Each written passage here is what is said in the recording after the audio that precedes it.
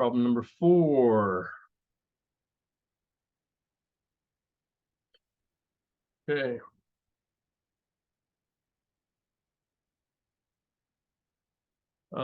Let's see. You already see the issues. Well, the items here. I'm gonna hide them by putting this right above that. Okay.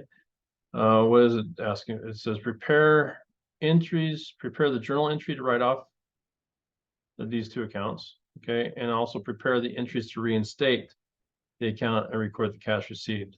Okay, so now they're doing the allowance method. So you're going to first do it to an allowance against receivables. You're going to then, so let me just do it the correct way. Okay, so let's start here. They're using the allowance for doubtful accounts method. Okay, so the allowance, you're going to have, let's say, a date. You're going to have an account. You have a debit, and you're going to have a credit for your journal entry. Okay, let's make this make these numbers a little bit bigger. Okay, so on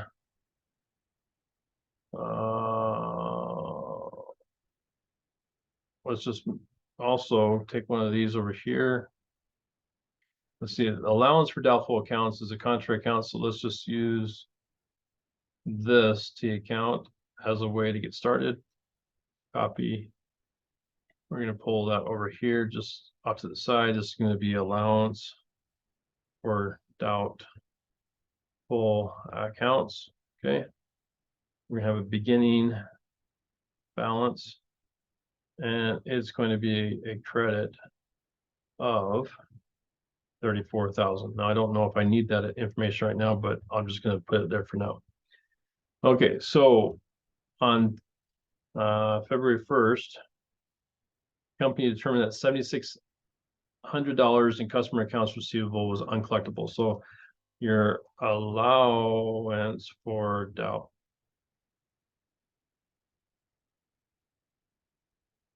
Sorry. No. That should be right. An allowance for uncollectible.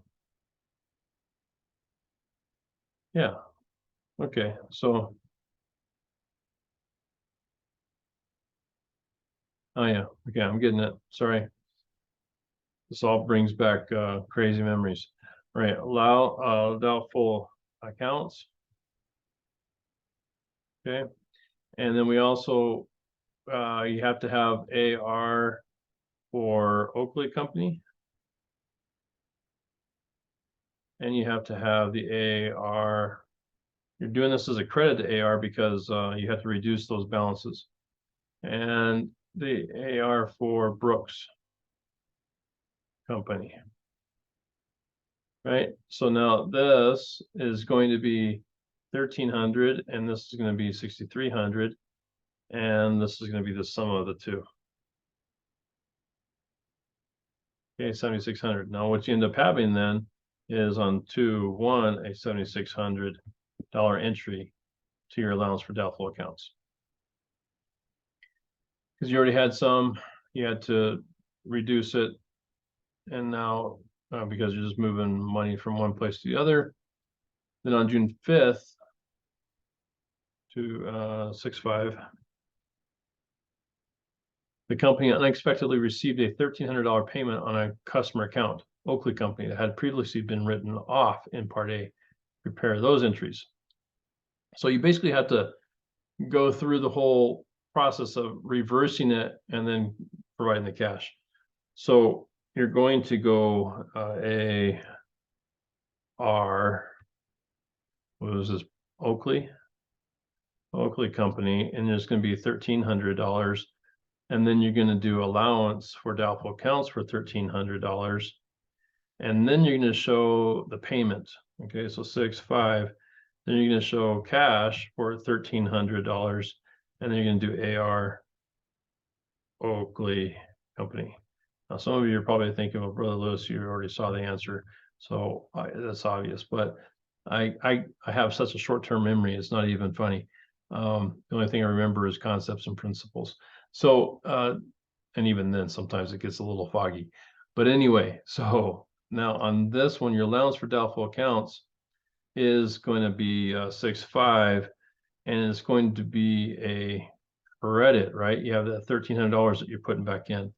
So right now, your allowance for doubtful accounts should be 27,700. I'm not sure if that's going to ask you for that question, but at least you see how it moves in and out of those accounts, right? So did we get it right?